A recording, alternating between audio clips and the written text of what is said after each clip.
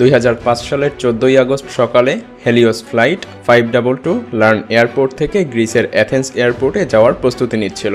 সকাল 9:07 flight take off করে। প্লেনে ছিল 115 জন প্যাসেঞ্জার এবং 6 জন ফ্লাইট ক্রু মেম্বার সহ মোট 121 জন। ফ্লাইটের পাইলট ছিল German pilot Hans Jurgen Martin, যার কিনা 16,900 ঘন্টা প্লেন উড়ানোর অভিজ্ঞতা ছিল। কো পাইলট ছিল 51 বছর বয়সী প্যাম্পস সেরাল্যাম্পস, যার কিনা 7,449 ঘন্টা প্লেন উড়ানোর অভিজ্ঞতা ছিল। প্লেন উড্ডয়নের 15 মিনিট পরেই ঠিক 9:12 প্লেন 12,040 ফিট উচ্চতায় পৌঁছে যায়। আর এই উচ্চতায় প্লেন পৌঁছানোর পরে আচমকা একটি অ্যালার্ম বেজে ওঠে। পাইলটরা বুঝতে পারে যে এটা টেক অফ কনফিগারেশন অ্যালার্ম। এটা দেখে তারা আর কিছু ভেবে উঠতে পারছিল না, কারণ take off configuration alarm plane take off করার আগ মুহূর্তেই বেজে ওঠে। কিন্তু হঠাৎ করে 12,000 মিটার উচ্চতায় এই অ্যালার্ম বেজে ওঠার কারণ পাইলটরা ঠিক বুঝে উঠতে পারছিল না। কারণ জানার জন্য তারা এটিসি এর সাথে কন্ট্যাক্ট করে। পাইলট সবকিছু এটিসিকে খুলে বলছিল।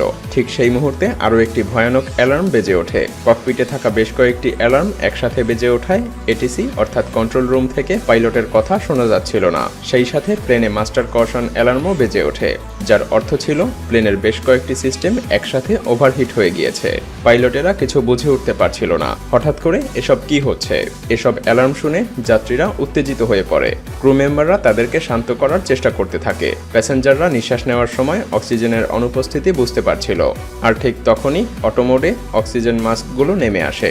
এই সময় প্লেন ছিল 18,000 ফিট উচ্চতায়। পাইলট কন্ট্রোল রুমের সাথে যোগাযোগ করার বারবার চেষ্টা করতে থাকে, কিন্তু পাইলটের কথা এটিসি পর্যন্ত পৌঁছাচ্ছিল না। কিছুক্ষণের মধ্যেই এটিসি এর সাথে প্লেনের কন্ট্যাক্ট সম্পূর্ণভাবে বিচ্ছিন্ন হয়ে যায়। এরপর এটিসি প্লেনের সাথে অনেকবার কন্ট্যাক্ট করার চেষ্টা করেছে, কিন্তু তারা বারবারই ব্যর্থ হয়েছে। প্লেন আরও অধিক উচ্চতায় উঠতে থাকে। এই রুটে অ্যাথেন্স পৌঁছাতে প্লেনের সময় লাগে 1 ঘন্টা 45 মিনিট, অর্থাৎ 10:45 প্লেনের অ্যাথেন্স পৌঁছানোর শিডিউল ছিল। 9:30 প্লেন উঠে যায় 34,000 ফিট উচ্চতায়। এরপর 9:37 প্লেনটি অ্যাথেন্স ফ্লাইট ইনফরমেশন রিজনে পৌঁছে যায়। 10:12 থেকে 10:50 পর্যন্ত অ্যাথেন্স এয়ার কন্ট্রোল রুম থেকে প্লেনটির সাথে যোগাযোগ করার বারবার চেষ্টা করা হয়, কিন্তু তারা কোনোভাবেই প্লেনটির সাথে যোগাযোগ করতে পারছিল না। 10:45 বেজে যায়। ঠিক এ সময় প্লেনটি অ্যাথেন্স এয়ারপোর্টে ল্যান্ড করার কথা ছিল, কিন্তু এই সময়ে প্লেনের কোনো অস্তিত্বই খুঁজে পাওয়া যাচ্ছিল না। ভয়ানক কিছু ঘটেছে ভেবে অ্যাথেন্স এটিসি থেকে 2টি F-16 ফাইটার জেট প্লেনটিকে খুঁজতে পাঠানো হয়। বেশ কিছু সময় পরে ফাইটার জেট প্লেনটিকে খুঁজে পায়। একটি ফাইটার জেট প্লেনটির খুব কাছে চলে আসে। ফাইটার জেটের পাইলট দেখতে পারে কো পাইলটের সিটে কেউ একজন বসে আছে, আর মেইন পাইলট নিজের মাথা ঝুঁকিয়ে অজ্ঞান হয়ে আছে। ফাইটার জেট পেছনে আসে। তারা প্লেনের জানালা দিয়ে দেখতে পায় 2টি ফাইটার জেট প্লেনটিকে ফলো করা সত্ত্বেও কোনো প্যাসেঞ্জার তাদের দিকে ভ্রুক্ষেপও করছিল না। কোনো প্যাসেঞ্জারের মধ্যে কোনো রিয়াকশন নেই। ঠিক 11:49 ফাইটার জেটের পাইলট দেখতে পায় অজ্ঞাত এক ব্যক্তি প্লেনের কেবিন থেকে ককপিটের দিকে যাচ্ছে। কিছু সময়ের জন্য সে প্লেনের পাইলটের সিটে বসে পড়ে। ফাইটার জেটের পাইলট সিগন্যাল দিতে থাকে। সেই ব্যক্তিও ফাইটার জেটের পাইলটদেরকে কিছু একটা বলার চেষ্টা করে, কিন্তু সে কোনোভাবেই বলতে পারছিল না। তার 1 মিনিট পরেই প্লেনের লেফট ইঞ্জিন কাজ করা বন্ধ করে দেয়, আর প্লেনটি বাম দিকে হেলে নিচের দিকে পড়তে থাকে। ঠিক 12টার সময় প্লেনটির রাইট ইঞ্জিন কাজ করাও বন্ধ করে দেয়। সেই ব্যক্তি প্লেনের কন্ট্রোল সম্পূর্ণভাবে হারিয়ে ফেলে। 12:04 প্লেনটি অ্যাথেন্সের 4 কিলোমিটার দূরে পাহাড়ি একটি অঞ্চলে এসে ক্র্যাশ করে। প্লেনটি ক্র্যাশ হওয়ার ফলে প্লেনের মধ্যে থাকা সবাই মারা যায়। একবার অনুভব করুন, ফাইটার প্লেনের 2 জন পাইলট 121 জনকে মুহূর্তের মধ্যে মৃত্যুবরণ করতে দেখে তাদের অনুভূতিটা কেমন হয়েছিল। তারা শুধু দেখেই যাচ্ছিল, কিন্তু কিছু করতে পারছিল না। এরপর হেলিও প্লেনটি ক্র্যাশ হওয়ার ঘটনা সকল নিউজ পেপারের হেডলাইন হয়ে যায়। পুরো বিশ্বব্যাপী সবাই জেনে যায়। দ্রুত রেস্কিউ অপারেশন চালানো হয়। সকল ডেড বডি প্লেন থেকে বের করা হয়, কিন্তু সেই ডেড বডিগুলোর ময়নাতদন্ত শেষে রিসার্চাররা বুঝতে পারে প্লেনে থাকা সবাই প্লেন ক্র্যাশ করার অনেক আগেই মৃত্যুবরণ করেছিল। এখানেই শেষ না, বেশ কিছু প্রশ্ন থেকে যায়। পাইলট যখন আগে থেকেই মারা গিয়েছিল, তাহলে 2 ঘন্টা যাবৎ প্লেনটিকে কে কন্ট্রোল করছিল? এর উত্তর হলো, আগেই বলেছি, ককপিটের দিকে কেউ একজনকে আসতে দেখা গিয়েছিল। সে ছিল flight attendant Andreas. Plane crash হওয়ার আগ মুহূর্তে অ্যান্ড্রিয়াস অ্যাথেন্সের এয়ার কন্ট্রোল রুমের সাথে যোগাযোগ স্থাপনেরও চেষ্টা করেছিল। অ্যান্ড্রিয়াস কন্ট্রোল রুমের সাথে 5 বার মেডি মেডি বলতে থাকে। Mayday. Flight 5.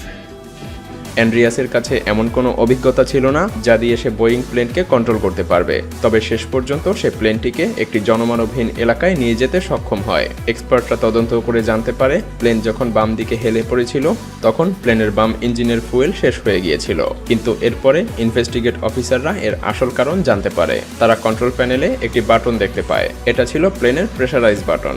এই বাটন দেখে অফিসাররা সবকিছু বুঝতে পারে।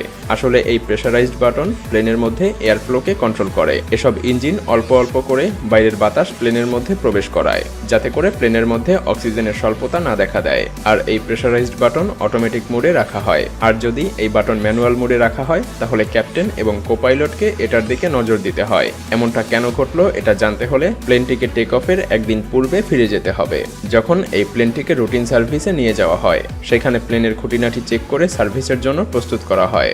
আর এখানেই সার্ভিসম্যানেরা প্রেসারাইজড বাটন ম্যানুয়াল মোডে রেখে পাইলটের কাছে বিমানটিকে হস্তান্তর করে। প্লেন টেক অফের সময় পাইলট এবং কোপাইলট প্রেসারাইজড বাটনটির দিকে তাকানোর কোনো সময়ই পায়নি। ফলে বাটনটি ম্যানুয়াল মোডেই চালু থাকে, যার ফলে প্লেনের মধ্যে ধীরে ধীরে অক্সিজেন স্বল্পতা দেখা দেয়।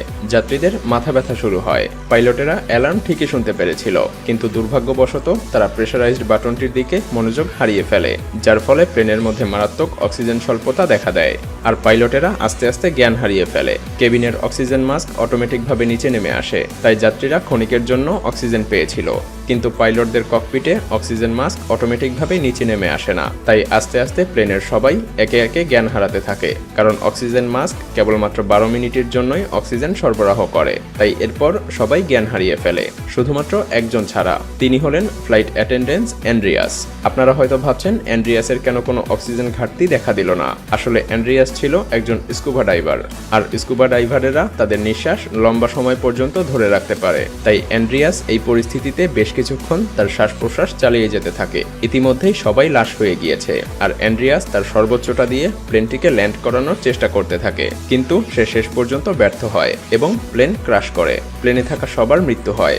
এই ঘটনার 15 মাস পরে অ্যাথেন্স এয়ারপোর্ট কর্তৃপক্ষ একটি রিপোর্ট প্রকাশ করে। বাটনটি অটো মোডে থাকার কথা ছিল, কিন্তু সার্ভিসম্যানেরা সেটাকে ম্যানুয়াল মোডে দিয়ে দেয়, আর পাইলটও সেটা লক্ষ্য করেনি। সার্ভিসম্যানেরা যদি এটা অটো মোডে সেট আপ করে দিত তাহলে হয়তোবা এমন মর্মান্তিক দুর্ঘটনা ঘটতো না। ভিডিওটি ভালো লাগলে শেয়ার করতে পারেন, এবং আপনি যদি এমনই রহস্য, রোমাঞ্চ, আনকমন আর ইন্টারেস্টিং ভিডিও দেখতে পছন্দ করে থাকেন তবে মায়াজাল চ্যানেলটিকে এখনই সাবস্ক্রাইব করুন এবং পাশে রাখা বেল আইকনটি প্রেস করুন। তো দেখা হচ্ছে আগামী এপিসোডে। ততক্ষণ পর্যন্ত ভালো থাকবেন। ধন্যবাদ।